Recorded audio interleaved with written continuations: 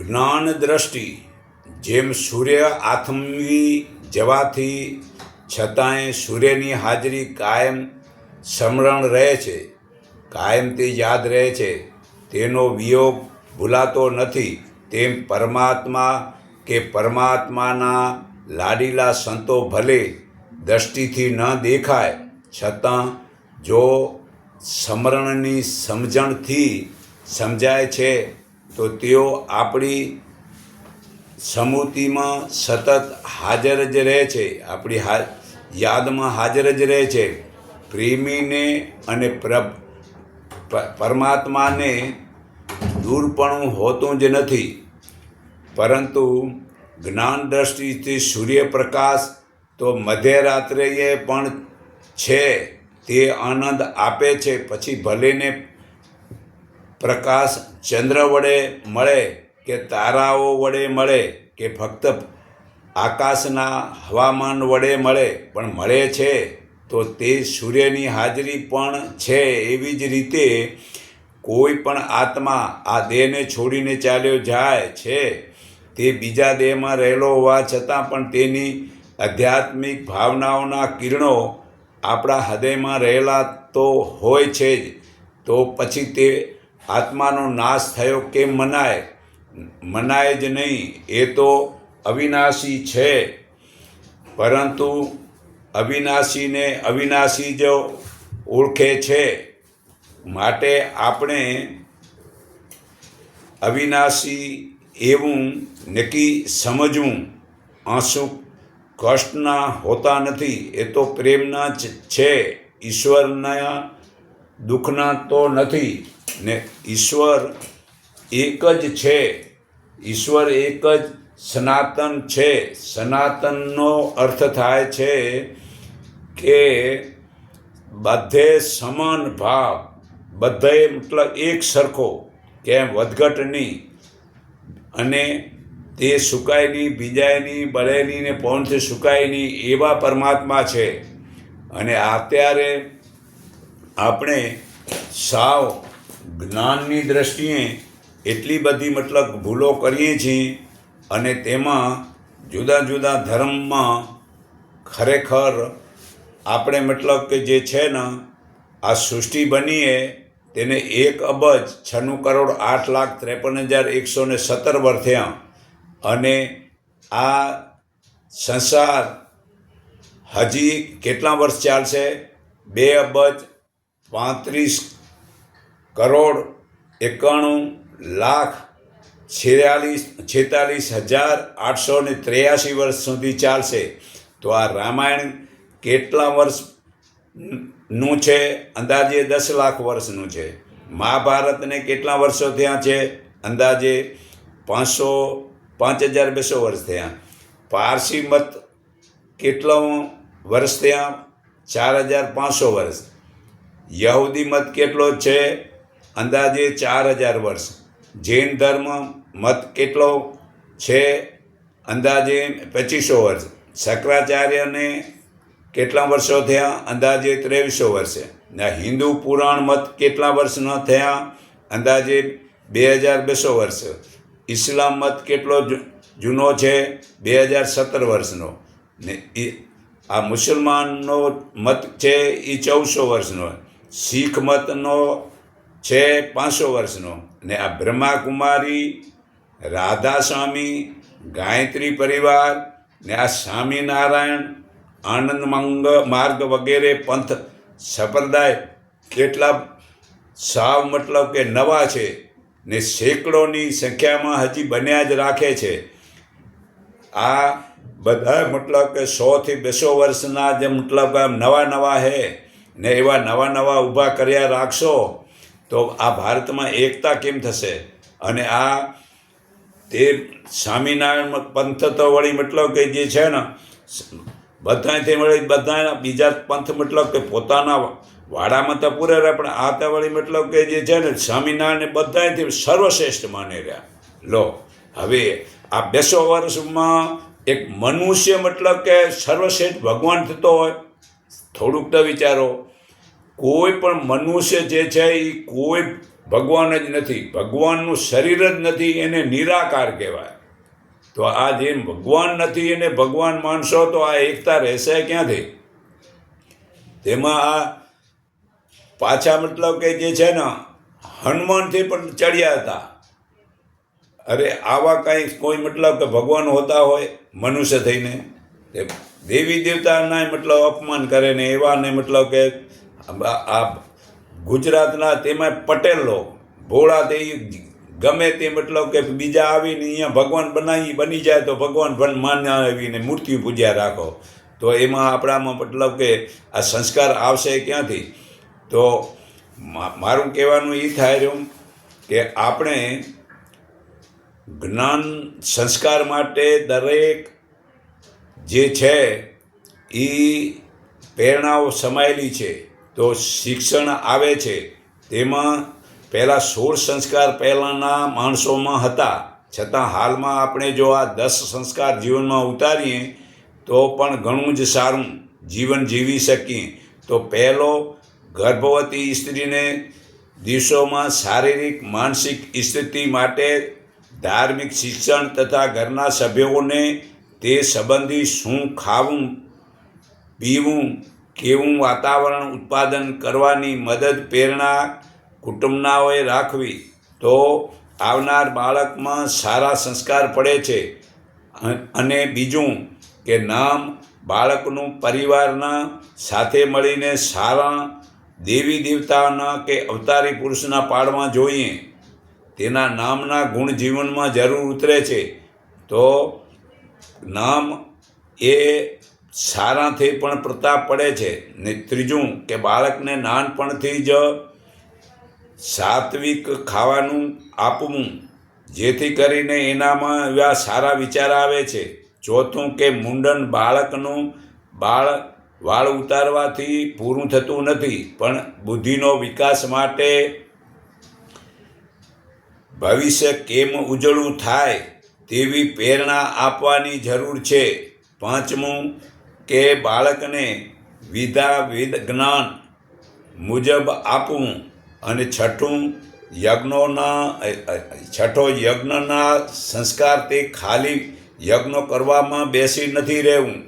જે હવા શુદ્ધ વડે અનેકને સુખ મળે છે તેવી પ્રેરણા મેળવી કે આદર્શો કર્તવ્યનું પાલન કરી બ્રહ્મજ્ઞાન પ્રચારનો સમજાવવામાં અજ્ઞાન છોડાવવું તેમજ દુષ્પ્રવૃત્તિઓને બચવાની પ્રેરણા આપવી. બચપણમાં જ સત્ય અપનાવે તો નીતિમાં રહીને ધન કમાવું અને ખોટો સંગ્રહ ન કરવો, તો જ મતલબ કે જે છે ને ઘરમાં વ્યસન અને ફેશન નહીં આવે.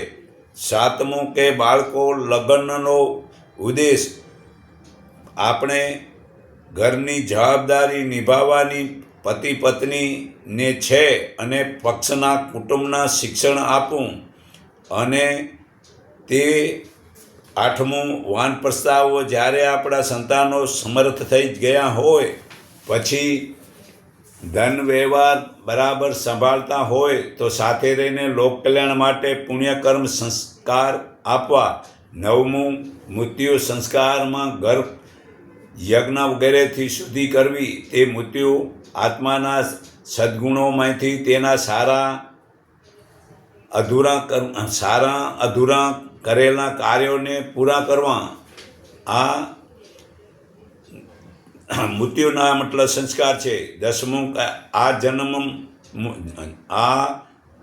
જન્મ શું બીજા અનેક જન્મ માટે કલ્યાણ માટે જે આપણે એકબીજામાં તકલીફ થઈ હોય તો એ તકલીફનો હલ કરવો અને સદ્ગુણો માટે વેદ ભણવું જરૂરી છે. તે વેદ સાથે ખેલકૂદ વ્યાયામ વડે વ્યવસાય સારું થાય તેમ જુદી જુદી કલા શીખવા, છતાં તેથી સંતોષ માની ન લેવો. જુઓ, નાની ઉંમરે સૌથી વધુ સદ્ગુણોની જરૂર છે. જુઓ, એક ત્રાજવામાં, એક પલામાં, એક બાજુ ભૌતિક તમામ વિધા, અંગ્રેજી વગેરે, ધન, બળ, બુદ્ધિ, મનના કોઈ પણ કર્મના અભિમાનના જે સંસ્કાર નાખો અને બીજા પલામાં તે જે છે એક જ સદ્ગુણો નાખો અને ખોટા સદ્ગુણો મૂકી જુઓ અને તે સદાચારનું ફળનું પલ્લું જે છે ને એ ભારે ફળ આપે છે. તો એક સદ્ગુણ મતલબ કે હશે સદાચાર, તો એ ધીરે ધીરે બધા અવગુણ નીકળી જશે. તો ખરેખર રાજાએ અને વડીલોએ આ નાચ ગાન, સિનેમા, ક્લબ, વશીકરણ વગેરેથી કરાતા કર્મવાળાને દેશ પાર કરવાની જરૂરી છે. છતાં હાલના દરેક દેશના રાજાઓ તેવું કરતા નથી. તેથી તો આ જગતમાં અસુરી લોકો વધતા જાય છે. તેના ધન વડે, ખોટા કર્મ વડે પોતે અને જગતના લોકોને નરકમાં નાખે છે. આજકાલ બધાને બાળકોને ડૉક્ટર, ઇજનેર, વકીલ, શેઠ, ધનવાન બનાવવામાં જ વધુ ધ્યાન આપે છે. પણ ભક્ત દાતાને સૂર્ય સંતાન બનાવવા છે તો સંસ્કારી બનાવવાની જરૂરી છે. અને વિદ્યાર્થીઓ માટે તેવું બાળકને સંસ્કારની ખાસ જરૂર છે. આજે એવી ગંદી આદતને લીધે પેઢીમાં ઉદારતાનું વાતાવરણ વધતું જાય છે. તેથી મારપીટ, છરાબાજી, પરીક્ષામાં નકલોની ચોરી કરવી, ટિકિટ વિના મુસાફરી કરવી, છોકરીઓની છેડતી કરવી, સિનેમાના શોખ, ટીવી જોવાના શોખ, મોબાઈલમાં જોવાનો શોખ, પછી સજાવટમાં ખોટા ખર્ચા કરવા, વાતચીતનું વિવેક જ નથી. જે ત્યારે નવા પ્રસંગમાં જે જરૂર નથી એવા લગ્નમાં રિસેપ્શન પર કરવા, પછી કંકુ પગલાં કરવા કે જે નથી, મતલબ કે એક હોળી દેવી હોય કે દિવાળી દેવી હોય, સંતાનોને, છોકરાને સંબંધ જોડ્યા પછી 1 કિલો મીઠાઈ દે દો, કેટલો મતલબ કે જે છે ને પેકિંગમાં સમય બગાડે ને કેટલો મતલબ ખોટા ખર્ચા કરે છે. તો આમાં મતલબ કે પછી વિવેક આવે ક્યાંથી? કોઈ પણ શિષ્ટાચાર રહી જ નથી. તો આપણે આ એક તો જ્ઞાન ન રહ્યું એટલે આપણે મતલબ ખોટી રીતે આ એક શુકન ને મુહૂર્ત ને કુંડલી ને રાશિફળ વગેરેમાં આપણે આ કમજોર બનતા જઈએ છીએ. જ્યારે આપણે પહેલાં ભલે જે થયું તે છોડો, હવે તો જુઓ જે મુઠ્ઠીભર બ્રિટિશના ફાંસામાં ફસાણા તેને હિન્દુ બહેન દીકરીઓનો ઉપર ખૂબ જ જુલમ ગુજાર્યો હતો અને બીજા તેને જોતા હતા. તેનું કારણ આપણામાં સંસ્કારની કમજોરી. તો 1000 વર્ષ સુધી મુસ્લિમ રાજ્યમાં તે હિન્દુ સંસ્કાર ચાલ્યા ગયા ને વળી પાછા હાલમાં છે સંસ્કાર પોતાના મત જાજા મેળવવા માટે મુસલમાનોને, ખ્રિસ્તીઓને, શીખને, બૌદ્ધને, પારસીને લઘુમતીનો લાભ આપી રહ્યા છે. જે કોંગ્રેસ સરકાર, જે વેદ જ્ઞાની માટે તો બહુ જ હાનિકારક થાય છે. જ્ઞાન દ્રષ્ટિએ જેને તકલીફ છે તેને મદદ કરવી, પણ જ્ઞાની છોડી તમામને લઘુમતીનો લાભ આપો, તે તો દેશનું ભાવિ સારું નહીં થાય. અમોને વર્ણભેદ નથી કે પક્ષભેદ નથી, પણ જે વેદ જ્ઞાન વિના જગતના લોકોનું કલ્યાણ નહીં થાય. તો જે ખરેખર નરેન્દ્ર મોદી જ અત્યારે આપણે આપણા ભારતનું ભવિષ્ય ઉજળું કરે તેવા છે. તો તેને મતલબ કે વોટ આપો. તો જે સંકલન કરતા દેવાંગ આચાર્ય, પ્રકાશ ભારતી, વિચાર મંચ 203, શેફાલી વોશિંગ સેન્ટર પાલડી, અમદાવાદ 6, મુદ્રણ પ્રિઝમ પ્રિન્ટર્સ પબ્લિક સેન્ટર, પેશ સાગર, પહેલે માળે, મઢુલી સેન્ટરની પાસે, Vallabhwadi, Bhairavnath road, Maninagar, Ahmedabad 8, Doordarshan 079, phone number 25 44 11 62, બીજા નંબર 24 46 20 88. પ્રકાશ ભારતીય લોકતંત્રના મહાપર્વ સમાન ચૂંટણીમાં વિચારીને નાગરિકોએ મતદાન કરવું કે જે પાર્ટીને વર્ષોથી ચાલી આવતી મુસ્લિમ મતોની રાજનીતિ કોંગ્રેસની છે તે ધ્યાનમાં રાખી અને દેશનું ભાવિ કેમ ઉજળું થાય તેવું જો આજ સુધી વિચાર્યું નથી. માટે અમોને કોઈ પાર્ટીની નફરત નથી, પણ જે આપણા જે દેશનું શું વિશ્વ શાંતિ માટે વેદ જ્ઞાનથી જગતનું હિત થાય તેમ છે. જ્યારે વેદ છોડીને જે મુસલમાનો, ખ્રિસ્તી, શીખ, બૌદ્ધ કે પારસી વગેરેના ધર્મ સ્વામિનારાયણના ધર્મ ગ્રંથમાં તો સત્ય જ નથી. જ્યારે વેદ સ્વામિનારાયણ તો વળી પાછા કહે હું જ ભગવાન હું ને વળી મારાથી કોઈ ઉપર છે જ નહીં. તો એમાં જ્યારે આ ખોટા ગ્રંથો અને ખોટા ભગવાનો એ થઈ અને આપણે સાવ મતલબ કે હિન્દુ જ હોય તેને જે એ ખરેખર મતલબ કે હિન્દુ બનીને પણ હિન્દુની અંદર જ હિન્દુની આ પગ કાપે રહ્યા આ સ્વામિનારાયણ જેવા. તો આવું મતલબ કે જે છે આ અંધશ્રદ્ધા છોડો અને ભગવાન જગતના સર્જનના નિરાકાર એક જ છે તેને મતલબ કે ઓળખો. તો બ્રહ્મ જ્ઞાનથી જ આ બ્રહ્મ સર્જનનાર નિરાકાર ભગવાનને જાણતો નથી અને જે જીવ પ્રાણી માત્રના હિતનું કરતો નથી તો તેમને પણ કોઈ પણ મત આપી રાજા બનાવવો નહીં. જેમનામાં સમાન ભાવ છે, સંપ, સેવા, પરોપકાર કરે છે તેને જ મત આપી રાજા બનાવો અને તેવું બને તો જ બધાનું સારું થાય. જે સારા માર્કવાળાને નોકરી ન મળે ને ઓછા માર્કવાળાને ડૉક્ટર વગેરે સાહેબ બને તો દેશનું ભાવિ ઉજળું નહીં થાય. તે માટે જે ભગવાનને છેતરવા જેવું જ થાય છે. ભગવાને જેને બુદ્ધિ ઓછી આપી છે તેથી માર્ક ઓછા મેળવ્યા, જેને બુદ્ધિ છે તેને નોકરી આપો. બુદ્ધિવાળો હશે તો સારું કર્મ કરશે, પોતે સારા બનો ને સંતાનોને સંસ્કાર આપો. તો વિચારીએ કે આપણે માનવતા માટે ઘણું પણ સમજવાની જરૂર છે. તો આ ગીતા વેદ ઉપનિષદથી મળશે અને એમાં સંસ્કાર મળશે ને આપણું કલ્યાણ થશે ને ભારતના લોકોનું કલ્યાણ થશે.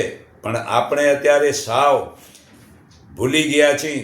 તેમાં આ સ્વામિનારાયણ વાળા તો મતલબ કે જે છે ને અમને જ માનો ને એ મૂર્તિઓ પૂજવાથી કાંઈ મતલબ કે ભગવાન મતલબ ખુશી થતા હોય. સાવ મતલબ કે જે છે ને ભૂલી ગયા છીએ. તો આપણે ખરેખર મતલબ કે જાગૃતિ થવું જરૂરી છે.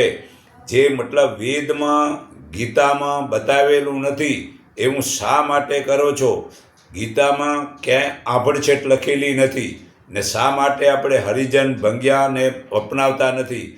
જો મુસલમાન ને ક્રિશ્ચન એ ગમે તો હરિજન ભંગ્યા આવે તો એ અપનાવે રહ્યા એટલે એની મેજોરિટી વધતી જાય રહી. નહીં તો આ 1450 વર્ષ પહેલાં એક પણ મસ્જિદ નથી. આખા વર્લ્ડમાં મુસલમાને નહોતા, પણ હમણાં એ મુસલમાન થઈને કેટલી મેજોરિટી વધી ગઈ.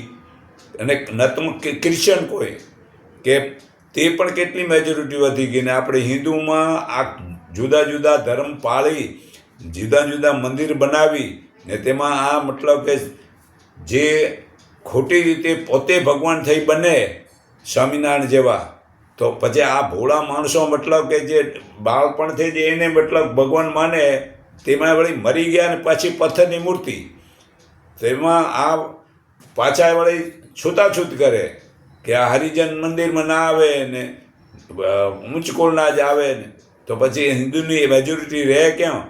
તો આ ગીતા વેદમાં ક્યાંય જાતિ ભેદ નથી.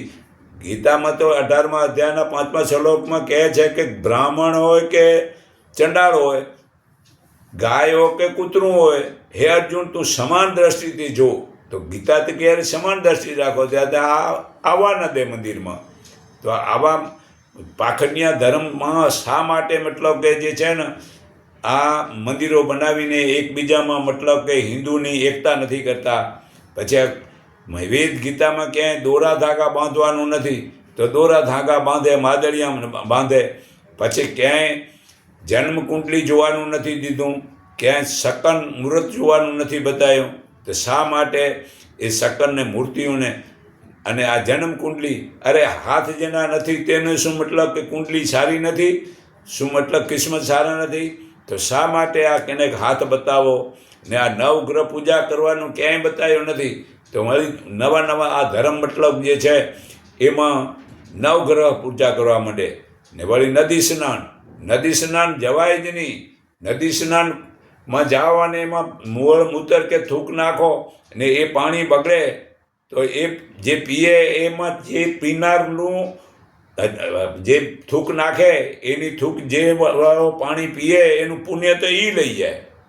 તો આવું મતલબ કે નદીમાં સ્નાન શા માટે કરવું? પછી બલિ પ્રથા તો અમુક બકરાને ઘેટા કાપે રહ્યા, એ હિસ્સાનો કેટલો માપ નથી ને કેટલાય કતલખાના મતલબ કે જે નવા બને રહ્યા. તો આ બધું આપણે જો એકતા થાય તો આ કતલખાના બંધ થાય. આ હિંસા જ મોટું મતલબ કે જે છે ને જ્યાં થાય ત્યાં પાપ વધે ને પાપ વધે ત્યાં જ એકતા ન થાય. તો આ એકતા હિંસા બંધ થવી જોઈએ કે જે બકરા ઘેટા કાપેલા એના જીવને જીવવા દો. શા માટે એની બલિ કરો છો? પછી માંસાહાર ખાવું કે દારૂ પીવું, આ બધું શા માટે મતલબ દારૂની દુકાનો ચાલુ કરવા દો કે આ માંસ મતલબ કે વેચવા દો, દારૂની દુકાન ચાલુ આવવા દો. પછી આ ભૂત પ્રેતની મતલબ ક્યાંય બતાવેલું નથી. પછી પિંડદાન મતલબ મર્યા પછી ખાલી મતલબ ખોટા મતલબ કે જે છે ને આ ઠગી જાય રહ્યા. હવે એમાં પિંડદાન શું કરવાનું હે? ને આ ભવિષ્યવાણી કે વગેરે કાંઈ મતલબ કે વેદ ગીતામાં નથી. પછી ફટાકડા ફોડવાનું નથી બતાવેલું. પછી મંદિર બનાવવાનું ક્યાંય નથી. તો આવા ખોટા તહેવારો બનાવવાની જરૂરે નથી. તો આ આપણે મતલબ કે હિન્દુ થઈને આપણા હિન્દુસ્તાનની અંદરમાં જ મતલબ કે ગમે તે બીજા મંદિર બનાવે, મસ્જિદ બનાવે, તો આ હિન્દુ કહેવાય જ કેમ હિન્દુસ્તાન? ને હિન્દુ કેને કહેવાય? જે હિંસા ન કરે એને હિન્દુ કહેવાય. તો આવું સંસ્કારો જીવનમાં ઉતારીએ તો જ આપણી એકતા થશે. ને આ ભાજપને જ વોટ દઈએ તો જ આપણે મતલબ કે આ દુનિયા આખી સુખી થશે. આવા નરેન્દ્ર મોદી જેવા ભાઈ ખરેખર એના પક્ષમાં બીજા કાંઈ બી મતલબ ભ્રષ્ટાચાર કરતા હશે, કંઈ બધામાં એ કંટ્રોલ ન કરી શકે, પણ ખરેખર મતલબ કે આવા આપણે મળ્યા છે. અને આપણા જીવનના સંસ્કાર ઉતારી તો હું સર્વેના હૃદયમાં પરમાત્માને સર્વના હૃદયમાં રહેનાર પરમાત્માને હું મારા હૃદય ભાવથી નમન કરું છું. એકને ઓળખો, એકને માનો, એક સંકીર્ણ થાવ, એટલું કહી મારી વાણી વિરામું છું.